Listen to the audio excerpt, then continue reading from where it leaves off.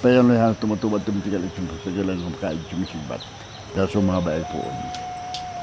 Lumalas ang sadila at palimano alang lambitin. Taiman, tiinis mga bisita. Nanong balay ng panisa na buntod na uling ang tampuyong. Nagsimula ang ating adventure dito sa bahay ni Dato Makapukaw, ang overall chieftain ng Kitanglad Council of Elders. Dito makikibahagi tayo sa isang cleansing ritual na kinakailangan nating gawin bago makapagpatuloy.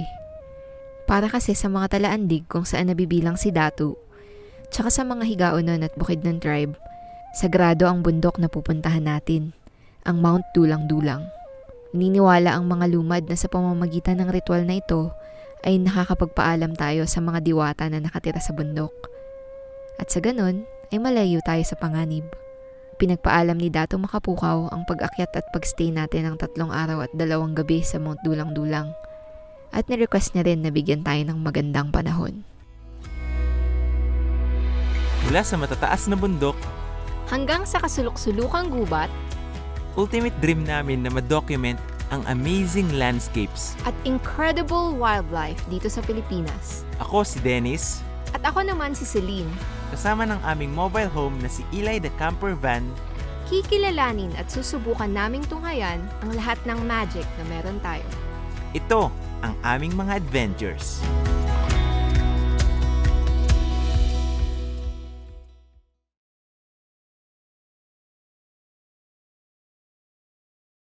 Papunta na tayo kila Edgar. Si Edgar yung magiging guide natin bukas pag akit natin sa Dulang-Dulang. Doon tayo sa kanila magpa-park overnight para bukas ng umaga makakit na tayo ng Dulang-Dulang. Ito, hinintay lang namin na makalagpas yung nasa harap namin dahil yung daan masikip at lubak-lubak. Okay.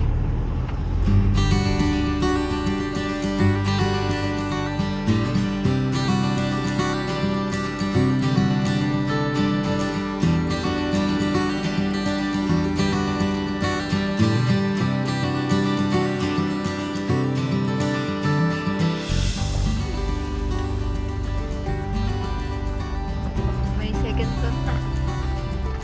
Dito na kami kina Edgar. Dito kami mag-overnight parking.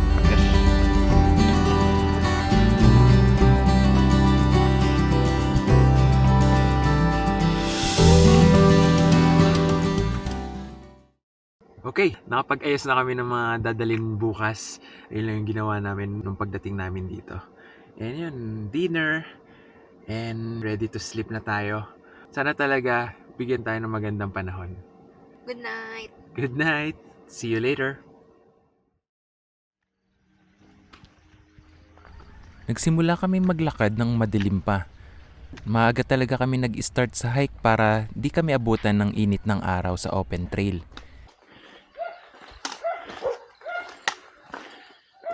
Kasabay ng unti-unting paglakas ng paghingal namin ay unti-unti ring nagliwanag ang kalangitan. Hanggang sa tumigil kami sa parting ito para habulin ang paghinga namin. 5:27. 5 a.m. tayo nag-start maglakad. 27 minutes. Take 5 lang. Oh, ganda. Siyempre, saglit na pahinga, tuloy na ulit sa paglalakad.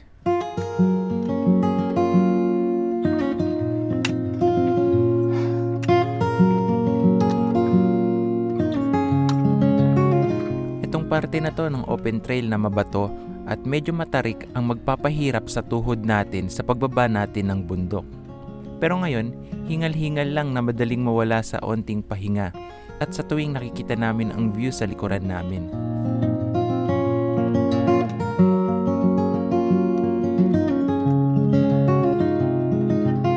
Para sa adventure na to, makakasama natin ang ating dalawang guide at porter na rin na sila Kuya Edgar at Kuya Holpy. Hello!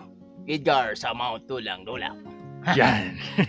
Holpe sa Mount Dulang-Dulang, akyat kami kasama silang sir.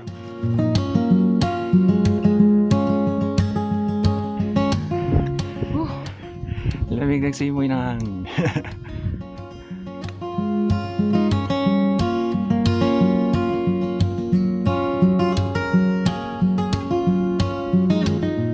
Lakad lang ng lakad hanggang sa narating namin ang dulo ng open trail kung saan nagdesisyon kami na dito na mag-almusal. Yay! Breakfast spot. Oh, birding agad oh.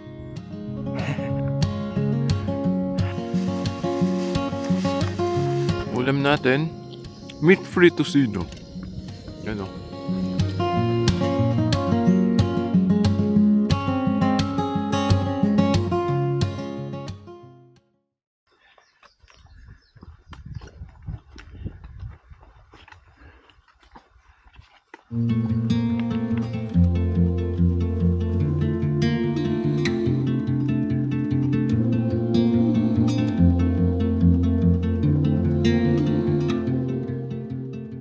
Back to the trail matapos kumain ng marami.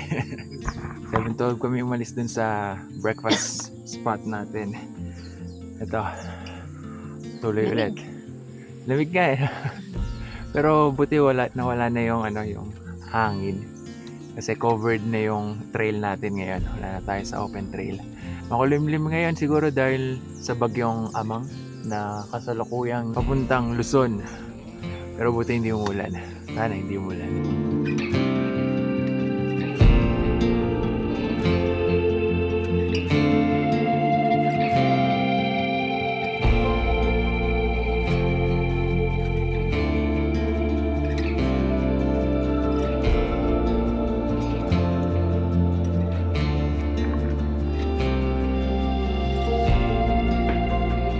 Natatandaan ko tong parte na to.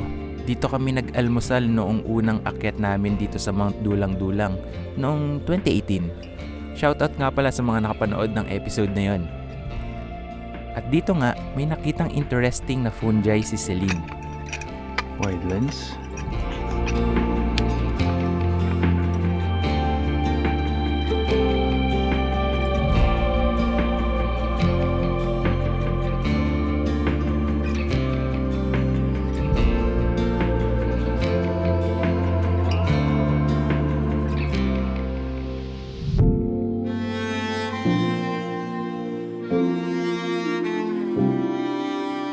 Una kong na-encounter sa Mount Hibok-Hibok itong handsome club fungus. Akala ko noon ay exposed na ugat lang ito. Yun pala, isa itong uri ng coral mushroom. Tumutubo ito sa mga forest at woodlands, sa lupa kung saan maraming tuyong dahon.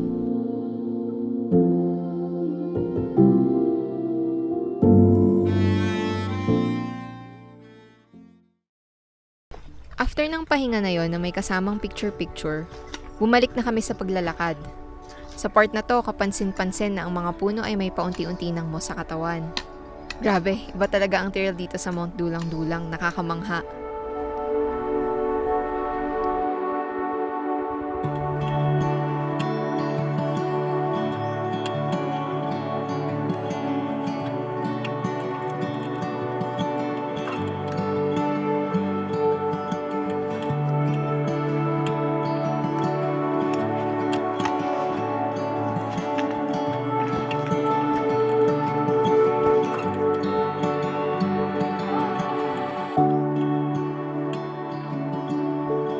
Nagpatuloy kami sa paglalakad hanggang sa dumating kami sa area na to na may signage.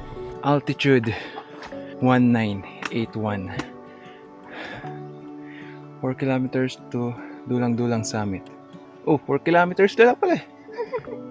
Sa kanila. Sa inyo siguro mga 8. Vision pa, palipad na ba? Parang Pa-drone. sa kurente. Oo. Salit ng mga ganito. Yung mga paliko-liko, no? Diretso lang siya. Oh, basta GPS, diretso lang. Oo. Banda. Mula dito sa signage na to, matagal-tagal pa kaming naglakad. Nakakapagod, oo. Buti na lang napakaganda talaga ng trail ng Mount Dulang-Dulang. May mga malalapad at matataas na puno. At iba't ibang halaman na tunog ng hayop. Dami kumakantang ibon. Nakakapawi ng pagod.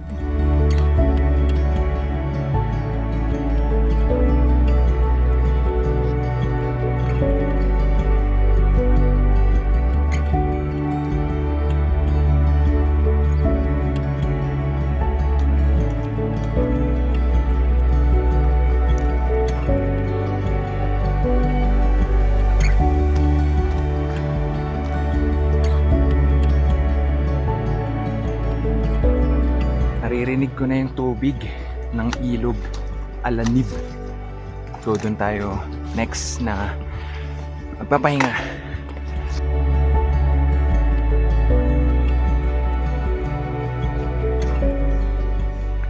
3 kilometers to summit daw. Parang ilang oras na yung simula nung nag 4 kilometers. Pero malapit na tayo sa Alanib River. Yun. Sa Alanib River daw, lagpas na talaga yun ng kalahati ng trail. Pero dahil after nung Alanib River, sobrang paahon na yung trail. Parang ayun yung nagiging kalahati talaga. Kapag yung difficulty yung pinag-usapan. Pero ang ganda ng trail, grabe.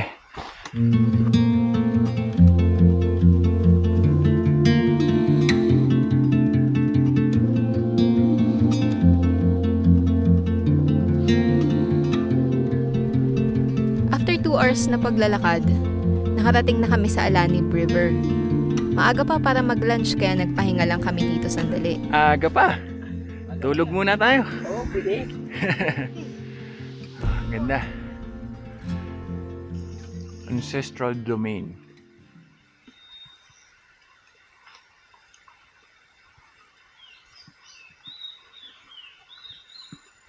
Ganda.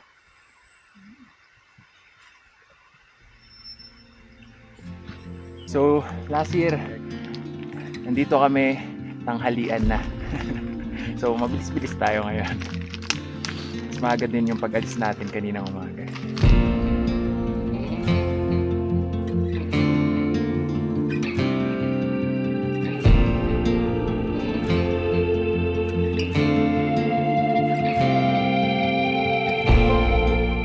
Mula dito ay magsisimula ng maging mas matarik at mahirap ang daan. Sobrang bumagal kami sa paglalakad kasi grabe yung incline.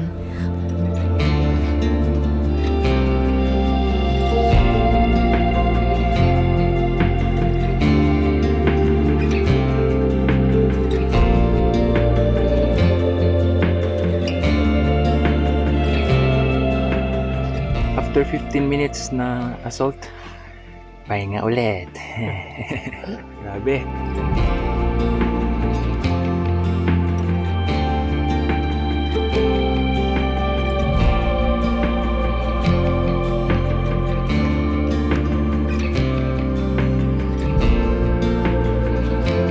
Kaya ba?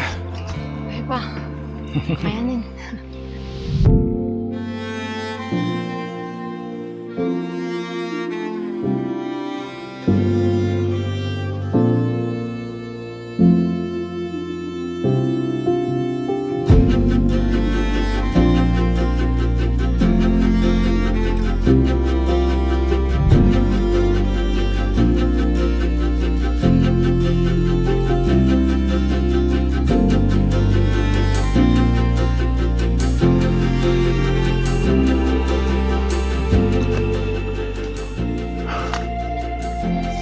Okay. 2-4 MASL 2 kilometers. Yung pagod ka sa kakakyat pero pag tumigil naman, grabe ang lamig. So wala akong magagawa kundi umakyat ang umakyat. Pagdating ng pasado 12:00, dito na kami sa spot na to nag-lunch. So dito tayo sa spot. Bago mag-Manis Garden. Pahinga na. Hindi na kinakaya. So lunch break muna tayo dito para may lakas tayo. Okay, kain na. Luto ni Kuya Edgar. Ay, ininit pala ni Kuya Edgar. Bali, nagluto na si Celine doon sa baba ng mga pagkain. Para init-init na lang.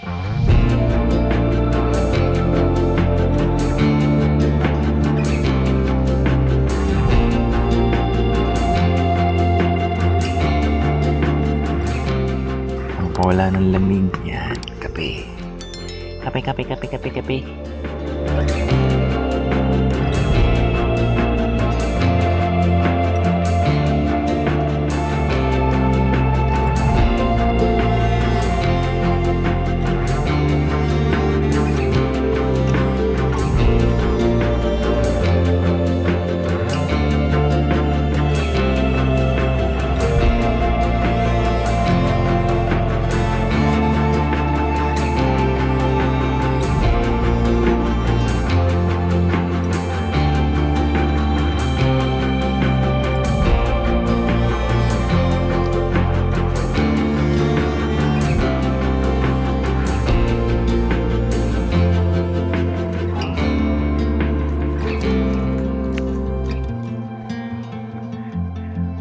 kilometer. 2679 MASL. Ayos. Matag na pero biglang may onting assault ulit.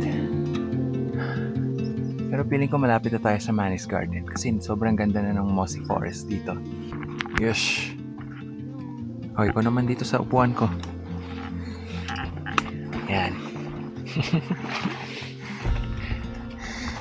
Alright. O, diba? Tingnan nyo muna itong magandang scenery. Wow. Medyo nabawasan yung lamig kasi wala na yung breeze. Mas marami ng puno dito. Ganda.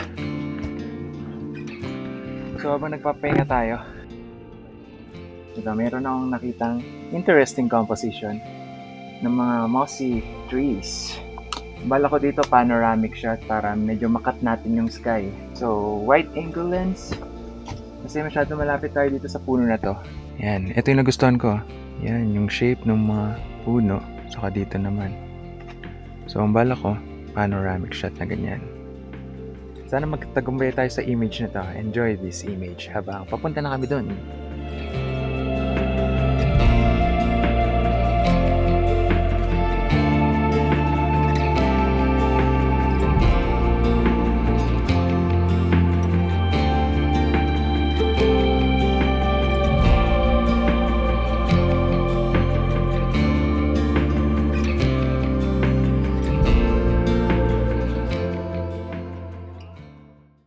So, nandito na tayo sa Manis Garden campsite. Last 2022, last year, dito kami nag-campsite noon. Problema dito, pag dito tayo nag-camp, bukas ng madaling araw, mag-hike ulit tayo, papuntang summit. So, habang maaga pa, trek tayo, papuntang summit, dun tayo mag-camp. Pero dito tayo magre-refill ng tubig. Kaya pa ba? Let's go to the summit.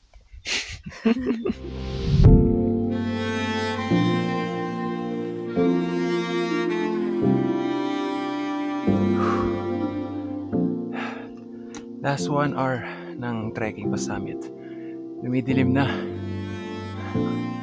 Nagro-roll in na yung fog. So mas lumalamig na. Siguro umuulan sa baba kaya ganito. Pero sana hindi tayo ulanin. So ngayon natin titiisin tong pa-summit kaysa bukas ng madaling araw. Isang paguran na lang.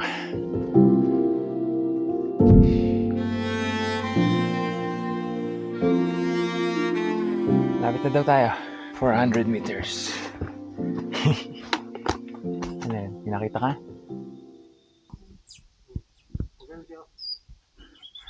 Galing oh. Lapit sa'yo? Malapit sa akin. Lumapit dyan. Hello. Apo nga. Apo? Apo. Kunin mo. Habang lumalapit. Mukhang pinaasa lang kami nun. Sayang kanina ang lapit. Apo sunbird. Lifer yun. Parang nawala pagod mo dun ah. Yes. Ganda oh. Grabe naman. Just keep walking. Just keep walking. Just keep walking. Just keep walking.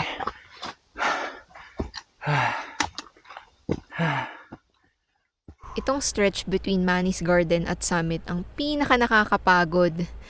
Assault kong assault.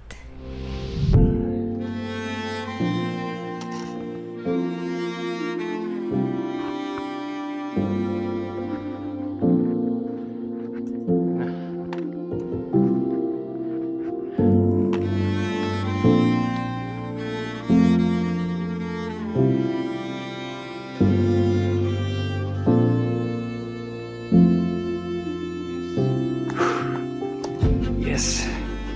Wakas. Natatanaw ko na ang campsite natin. Grabe, napakaganda dito. Yes.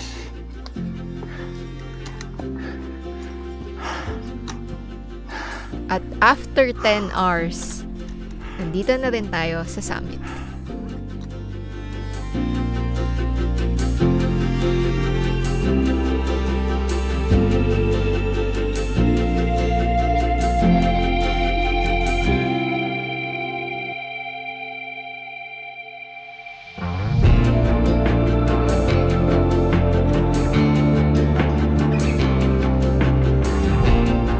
hours and 20 minutes.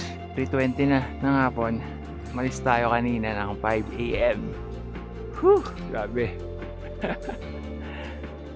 Relax na.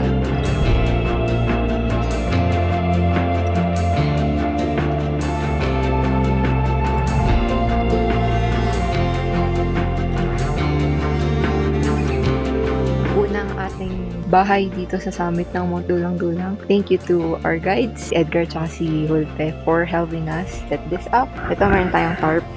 Yan. Para pag umulan, yan, mag-i-slide yung tubig. Hindi siya diretso sa tent. And syempre, ang ating triangular tent. Yes. Meron tayong matting dito. Para yung mga dumi dito, hindi kaagad pumasok. Oo. Dito muna. Yan. Mga camera bag namin nandyan. Tapos, naglagay kami ng insulator para yung lamig ng ground hindi tumagos sa likod namin. Syempre, huwag natin kakalimutan yung foam natin na dihipan na may unan na. Tapos ibabalot yan sa sleeping bag. Katulad nitong sa akin, nakabalot na. Yes. Yan, may ilaw tayo dito. Shoutout kay Tita Marge. Gamit na gamit tong ilaw niya. Yun yung regalo niya sa amin nung Christmas. Ito ay pampalit namin, pangtulog. Thermal long sleeves. Tapos, mga thermal jacket. Yan. So, yun. That's all for our tent tour. So, punta tayo sa tent nila Edgar.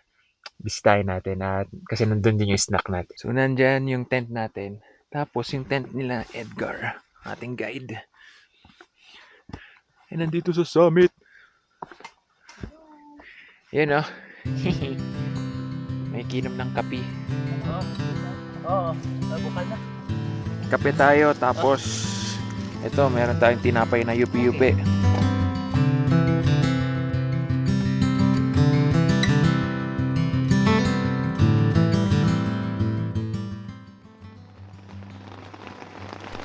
Tama yung naririnig nyo. Umulan na nitong gabi. Pero masaya kami kasi hindi na namin kailangan gumising ng napakaaga at paglakad sa madilim at malamig na daanan. Maraming salamat sa pagsama sa amin na akyatin ang Mount Dulang-Dulang. Magkakaroon kaya kami ng clearing sa summit? Abangan. See you in the next episode. Bye!